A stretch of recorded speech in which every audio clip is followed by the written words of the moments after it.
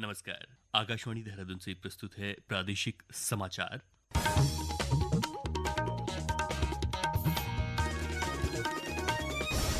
पहले मुख्य समाचार।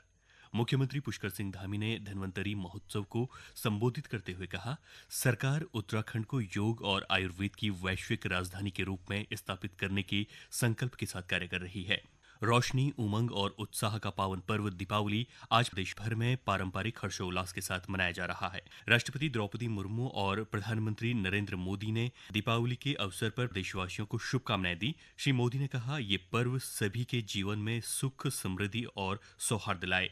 और अयोध्या में भव्य दीपोत्सव पर सरयू नदी के तट पर 26,17,000 से ज्यादा दिए जलाकर गिनीज वर्ल्ड रिकॉर्ड बनाया गया। प्रादेशिक समाचारों के साथ मैं जयवीर सिंह। और अब समाचार विस्तार से। मुख्यमंत्री पुष्कर सिंह धामी ने कहा कि राज्य सरकार उत्तराखंड को योग और आयुर्वेद की वैश्विक राजधानी के रूप में स्थापित करने के संकल्प के साथ कार्य कर रही है। वे पौड़ी गढ़वाल के मालाग्राम में आयोजित प्रथम धन्वंतरी महोत्सव में वर्चुअल माध्यम से उपस्थित जनसमूह को संबोधित कर रहे थे। इस अवसर पर उन्होंने कहा कि आयुर्वेद केवल एक चिकित्सा पद्धति नहीं, बल्कि जीवन जीने की एक समग्र भारतीय परंपरा है, जो हमें शारीरिक, मानसिक और आध्यात्मिक रूप से संतुलित बनाती है। मुख्यमंत्री ने सभी को प्रथम धन्वंतरी महोत्सव की शुभकामनाएं देते हुए कहा कि यमकेश्वर के मालाग्राम में स्थापित हर्बल वर्ल्ड हिमालय श्री धन्वंतरी धाम आयुर्वेद और प्राकृतिक चिकित्सा का दुनिया का एकमात्र समग्र केंद्र है। श्री मोदी ने कहा कि यह धाम भारत की आरोग्य संस्कृति का एक जीवंत स्वरूप होगा, जहां हमारे महान ऋषि मुनियों द्वारा स्थापित स्वास्थ्य सिद्धांतों के साथ साथ वनस्पति विज्ञान पर आधारित 9 प्रमुख चिकित्सा पद्धतियों और विश्व की लगभग 964 चिकित्सा विधाओं का अद्भुत संगम देखने को मिलेगा। उन्होंने बताया कि राज्य सरकार आगामी वर्षों में आयुष टेली कंसल्टेशन सेवाओं की शुरुआत करने के साथ ही 50 नए योग और वेलनेस केंद्रों की स्थापना की दिशा में भी कार्य कर रही है। प्रदेश में योग, ध्यान और प्राकृतिक चिकित्सा के क्षेत्र में शोध को बढ़ावा देने के लिए 10 लाख रुपए तक के अनुदान का प्रावधान किया गया है। राष्ट्रपति द्रौपदी मुर्मू, उपराष्ट्रपति सीपी राधाकृष्णन और प्रधानमंत्री नरेंद्र मोदी ने दीपावली के अवसर पर प्रदेशवासियों को शुभकामनाएं दी हैं। अपने संदेश में राष्ट्रपति ने कहा कि यह त्योहार अंधकार पर प्रकाश, अज्ञान पर ज्ञान और बुराई पर अच्छाई की विजय का प्रतीक है। उन्होंने सभी से दीपावली को सुरक्षित, जिम्मेदारीपूर्वक और पर्यावरण के अनुकूल तरीके से मनाने का आग्रह किया है।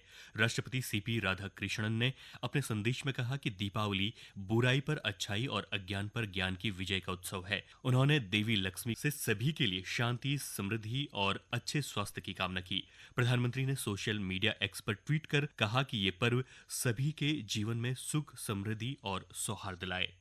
रोशनी, उमंग और उत्साह का पावन पर्व दीपावली आज देश भर में पारंपरिक हर्षोल्लास के साथ मनाया जा रहा है। हिंदू धर्म में दीपावली के पावन पर्व पर घरों से लेकर मंदिर, बाजार और कार्यस्थलों पर माता लक्ष्मी पूजन किया जाता है और दीपों की जगमग रोशनी से कोने कोने में दिए का उजाला किया जाता है। इस दौरान सभी लोग एक दूसरे को दिवाली की शुभकामनाएं भी देते हैं। मान्यता है कि इस दिन धन की देवी माता लक्ष्मी और भगवान गणेश की विशेष पूजा अर्चना की जाती है। ऐसा करने से जीवन में सुख, समृद्धि की बरकत, धन, सौभाग्य और निरंतर प्रगति के योग बनते हैं। साथ ही साधक के यश, वैभव और ऐश्वर्य में भी वृद्धि होती है। पौराणिक कथाओं के अनुसार दीपावली अंधकार पर प्रकाश और असत्य पर सत्य की विजय का प्रतीक है। इस दिन भगवान श्री राम 14 वर्षों के वनवास के बाद अयोध्या लौटे थे, जिसकी खुशी में पूरे नगरवासियों ने दीप जलाकर उनका भव्य स्वागत किया। इस उपलक्ष्य में दीपावली का त्योहार मनाया जाता है, जिसे प्रकाश, प्रेम और नई शुरुआत का प्रतीक माना जाता है। ये समाचार आकाशवाणी के देहरादून केंद्र से प्रसारित किए जा रहे हैं। ताज़ा समाचार के लिए आप हमारे सोशल मीडिया एक्स व Facebook page Akashvani news Uttarakhand को फॉलो कर सकते हैं। साथ ही ये समाचार हमारे YouTube channel Akashvani news Uttarakhand पर भी उपलब्ध हैं। उत्तर प्रदेश में कल 9वें दीपोत्सव पर राम की पैड़ी समेत अयोध्या के 56 घाटों पर 26,17,215 दिए जलाकर गिनीज वर्ल्ड रिकॉर्ड बनाया। इस वर्ष एक और विश्व रिकॉर्ड बनाया गया, जिसमें 2,128 वेदाचार्यों ने सरयू नदी के तट पर महाआरती की और श्लोकों का पाठ किया। मुख्यमंत्री योगी आदित्यनाथ और कई मंत्री इस कार्यक्रम में मौजूद रहे। प्रधानमंत्री नरेंद्र मोदी द्वारा घोषित और पिछले महीने की 22 तारीख को शुरू किए गए वस्तु और सेवा कर जीएसटी बचत उत्सव का लाभ समाज के सभी वर्गों को पहुंच रहा है। आज इस श्रृंखला में पेश है देश के ऑटोमोबाइल क्षेत्र को मजबूत बनाने में जीएसटी सुधारों के प्रभावों पर हमारी संवाददाता की एक रिपोर्ट। नए जीएसटी सुधार नागरिकों के लिए वाहनों को अधिक किफायती बनाकर भारत के ऑटोमोबाइल क्षेत्र को महत्वपूर्ण बढ़ावा दे रहे हैं। नए जीएसटी के तहत 1200 सीसी तक की पेट्रोल कारों, 1500 सीसी तक की डीजल कारों तथा 350 सीसी या उससे कम क्षमता वाले दो पहिया वाहनों पर जीएसटी 28% से घटकर 18% हो गया है। इसी प्रकार तिपहिया और माल परिवहन वाहनों पर अब 28% जीएसटी के बजाय केवल 18% कर लग रहा है। इन सुधारों से ये सभी वाहन मध्यम वर्गीय परिवारों, छात्रों, पेशेवरों और परिवहन मालिकों सहित विभिन्न वर्ग के नागरिकों के लिए अधिक किफायती हो गई है। इसके अलावा यह बदलाव ऑटोमोबाइल उद्योगों को अपने व्यवसाय का विस्तार करने तथा बिक्री बढ़ाने में मदद कर रहा है।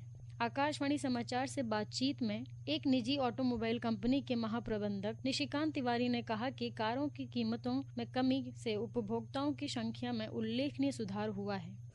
दीपोत्सव के लिए श्री बद्रीनाथ और केदारनाथ धाम को 12-12 क्विंटल फूलों से सजाया गया है। दोनों धामों में श्री बद्री केदार मंदिर समिति तीर्थ पुरोहितों और हक हकूकधारियों के सहयोग से संयुक्त रूप से दीपोत्सव का आयोजन किया जा रहा है। इस अवसर पर मंदिर परिसर के चारों ओर दीप प्रज्वलित किए जाएंगे। वहीं केदारनाथ धाम के कपाट शीतकाल के लिए परंपरा अनुसार 23 अक्टूबर को भाई दूज के दिन बंद किए जाएंगे। बीकेटीसी के अध्यक्ष हेमंत द्विवेदी ने बताया कि 4 दिवसीय दीपोत्सव 20 से 23 अक्टूबर तक दोनों धामों में मनाया जाएगा। पंतनगर गोविंद बल्लभ पंत कृषि एवं प्रौद्योगिकी विश्वविद्यालय की ओर से विकसित दलहन की 3 प्रजातियों को किसानों को उगाने के लिए जारी करने का निर्णय लिया गया है। यह निर्णय आईसीएआर के निर्देशन में आयोजित प्रजाति विमोचन समिति की बैठक में लिया गया।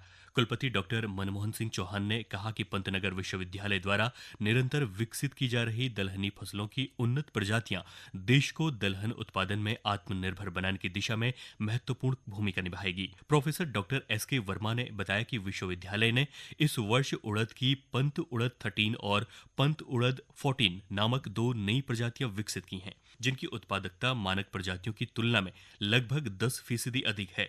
ये प्रजातियां रोगों और कीटों के प्रति भी प्रतिरोधी हैं। उत्तराखंड में अधिकतर क्षेत्र पहाड़ी है, तो इस क्षेत्रों में दलहनी फसलें बहुत सफलतापूर्वक उगाई जा सकती हैं। इसी क्रम में इसी वर्ष उड़द की 2 प्रजातियां पंत उड़द 13 और पंत उड़द 14 को विकसित कर किसानों को उगाए जाने हेतु जारी किया गया है। ये प्रजातियां भारत सरकार द्वारा उत्तराखंड राज्य, हिमाचल प्रदेश, जम्मू कश्मीर राज्य और उत्तरी पूर्वी राज्यों जैसे आसाम, मेघालय, मणिपुर इत्यादि के लिए जारी की गई हैं। इन दिनों प्रजातियों की उपज क्षमता 16 से 18 क्विंटल प्रति हेक्टेयर है। साथ ही ये प्रजातियां रोगों के लिए पूर्ण रूप से अवरोधी हैं। इनमें येलो मोज़ेक वायरस नाम की बीमारी बिल्कुल भी नहीं लगती, इसमें एंथ्रोक्नोस बीमारी बिल्कुल नहीं लगती, पाउडर मिल्ड्यू नाम की बीमारी बिल्कुल नहीं लगती। साथ ही तना छेदक नामक कीट के लिए ये अवरोधी हैं, जिससे कि किसानों को कम छिड़काव वगैरह करना पड़ता है। नतीजा ये होता है कि किसानों की लागत कम रहती है और वातावरण में भी सुधार रहता है। अंत में मुख्य समाचार एक बार फिर। मुख्यमंत्री पुष्कर सिंह धामी ने धन्वंतरी महोत्सव को संबोधित करते हुए कहा, सरकार उत्तराखंड को योग और आयुर्वेद की वैश्विक राजधानी के रूप में स्थापित करने के संकल्प के साथ कार्य कर रही है। रोशनी, उमंग और उत्साह का पावन पर्व दीपावली आज देश भर में पारंपरिक हर्षोल्लास के साथ मनाया जा रहा। राष्ट्रपति द्रौपदी मुर्मू और प्रधानमंत्री नरेंद्र मोदी ने दीपावली के अवसर पर देशवासियों को शुभकामनाएं दी। श्री मोदी ने कहा, ये पर्व सभी के जीवन में सुख, समृद्धि और सौहार्द लाए। और अयोध्या में भव्य दीपोत्सव पर सरयू नदी के तट पर 26,17,000 से ज्यादा दिए जलाकर गिनीज वर्ल्ड रिकॉर्ड बनाया गया। इसके साथ ही प्रादेशिक समाचारों का ये अंक समाप्त हुआ। अगला समाचार बुलेटिन 10:30 बजे प्रसारित किया जाएगा। नमस्कार।